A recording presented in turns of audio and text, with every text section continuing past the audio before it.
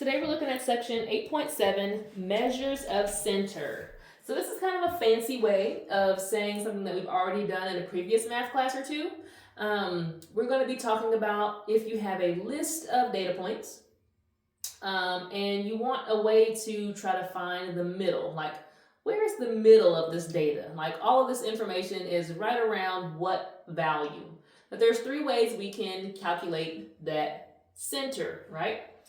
And the ways we can do that are with the mean, median, and the mode. Okay, so this should be familiar. Let's first talk about the mean. Mean is another way of saying average. So in earlier math classes, we called it the average.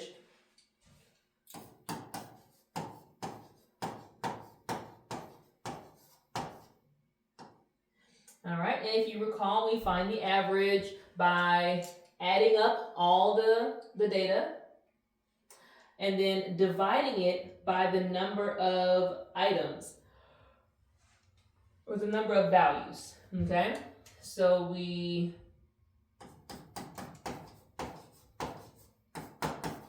add the values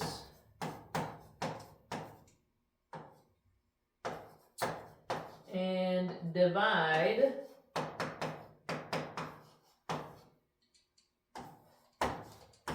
by the number of values. All right, so again, this isn't too far off of what we've seen before. Let's look at an example of this. Slide this up.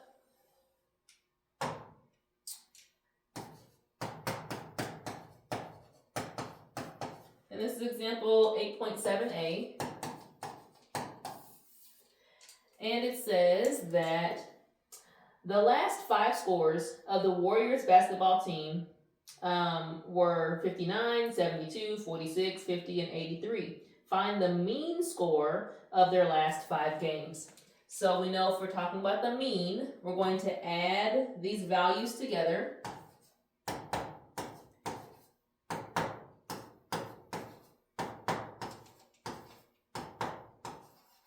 Okay. Now if we're utilizing a calculator, we can more quickly get to the sum, and it should come out to 310. But then we're going to count how many values we have. We have 1, 2, 3, 4, 5. So now we're going to divide this value, 310, by the number of items, which was 5. So we can say that the mean of the 5 scores is 62 points.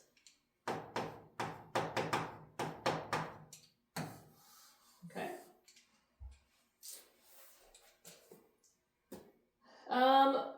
We won't always end up with a whole number. It is possible that when you find the mean that you might get a decimal answer, so be sure to check the directions to know what place to round that value to. If they want it rounded to the nearest whole number or to the nearest, 10th or 100th place.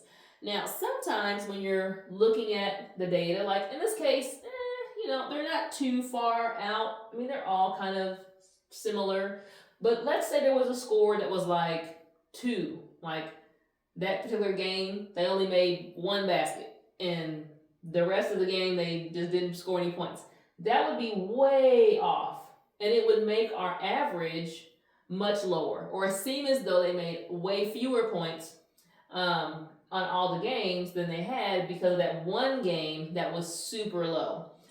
Same thing for maybe you have you're calculating your grades, right? And you have all these wonderful grades that are super high, but then you have one that maybe you forgot to turn something in and you got a 0. That 0 is going to tank your grade because it's going to pull the average further down, okay? That score that is way different from the other scores is called an outlier, okay? An outlier. So let's put a definition for that.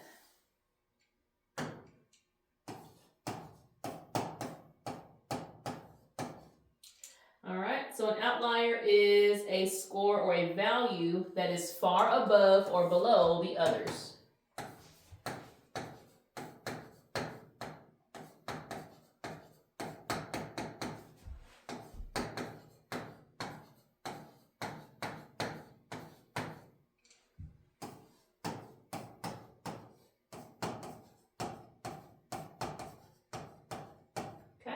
So to get a better picture of what the middle of those scores is,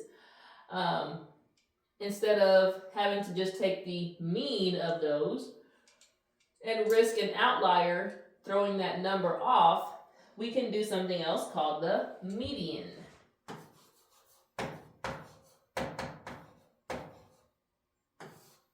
The median is literally the middle number, okay? And in order to find the middle number, you have to put the numbers in order from smallest to greatest, okay? I guess you could do greatest to smallest as long as they're in order, you know. All right, so it is the middle value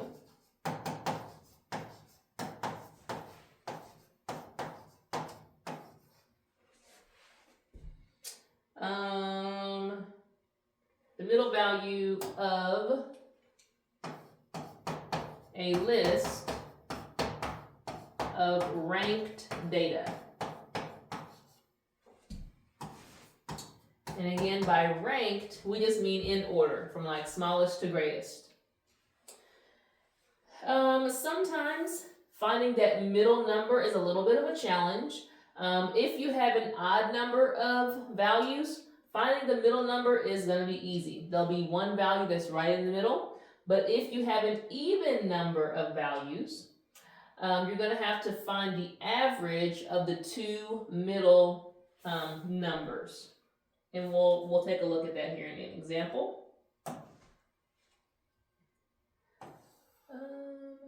So we'll say, well, we'll put here that we're going to find the median, you're going to put the numbers in order from least to greatest.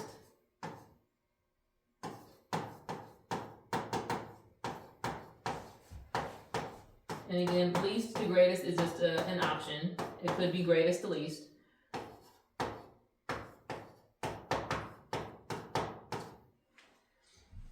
And then locate the middle number.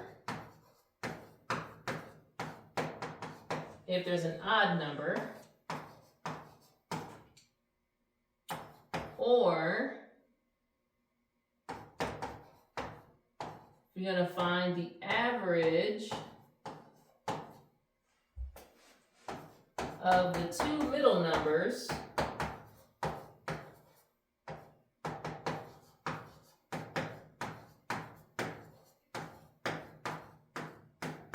if there's an even number of data points. Okay? All right, let's see this in action.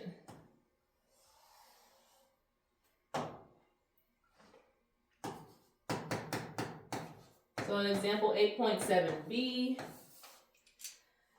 letter A of this example says the last 5 scores of the Warriors basketball game were 59, 72, 46, 50, and 83. Find the median score of their last 5 games. So same example from the last one, but this time we're finding the median. So step 1 is to put them in order. We're going to go least to greatest. There was 46, then 50, 59, 72, and 83. Because we have 1, 2, 3, 4, 5 values, there's an odd number of values, we can find the one in the middle would be this one. And it's in the middle because I've got 2 on this side and 2 on this side. So the median is 59 points. Another example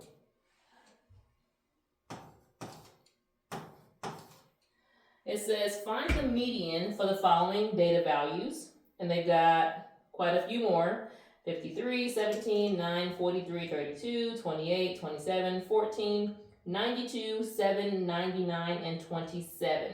So if we go in order, least to greatest, we've got 7, 9, 14, 17, 27, 27, 28, 32, 43, 53, 92, and 99. Again, we're looking for the middle. We can kind of go 1, 2, 3, 4, 5, 6, 7, 8, 9, 10, 11, 12. So there's 12 of these. I'm going to have 2 that are in the middle. So 1, 2, 3, 4, 5. And then 1, 2, 3, 4, 5. I'm left with these 2 in the middle. So to find the median, I'm going to have to find the average of these 2. So 27 plus 28, and then divide them by 2. And we should get right in the middle of 27.5.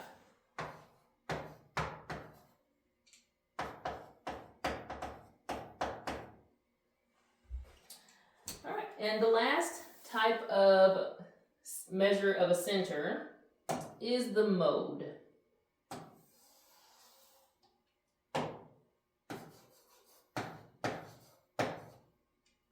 So in the last example that we looked at, we noticed that there was a certain value that showed up more than once, okay? Sometimes you can have a list of values and quite a few of them are the same number. Being able to take into account if there's a number that happens more frequently, it's going to make, again, kind of throw off your values. If you're looking for the middle value, but you have a lot of a number on one side, it may seem like the middle is different, than what we would find because you've got so many on one side or the other. So a way to account for that is to look for the mode or to consider the mode. The mode just accounts for what is the value that shows up the most often or the frequency of that particular item. Okay? So it is the value that occurs the most often.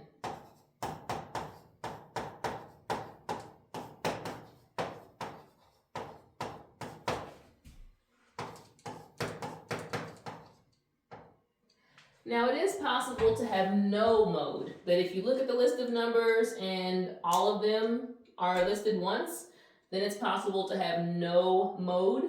But, right, so this one, since all these are different, this would have had no mode. But this one, because they had 27 showed up twice, 27 would be the mode. So putting the numbers in order from least to greatest does make it easier to identify the mode, but you don't have to, okay? Let's see, so an example of this one,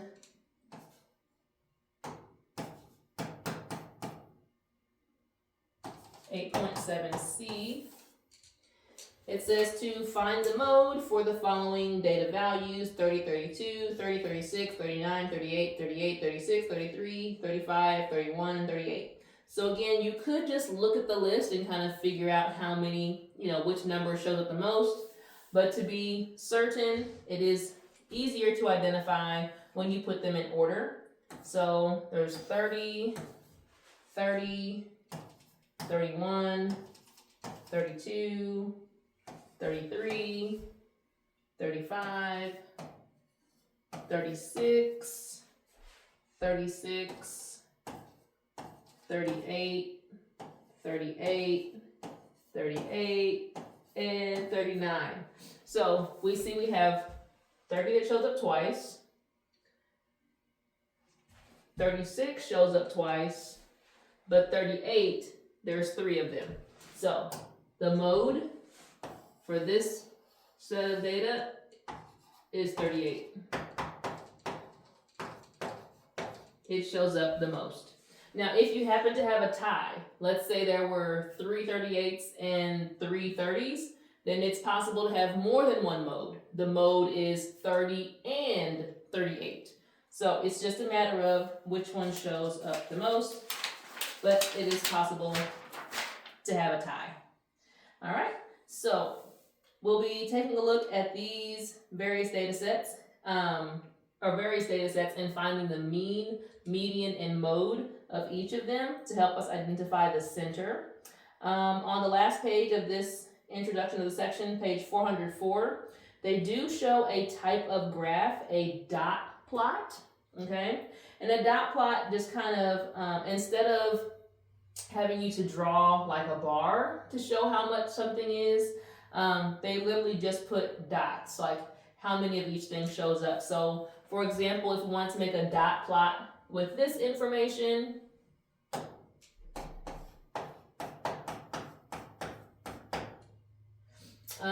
let's see, we'd have kind of a line, and we'd have 30, 31, 32, 33, just the ones that are listed. I wouldn't need to fill in the empty ones, just the values that I have.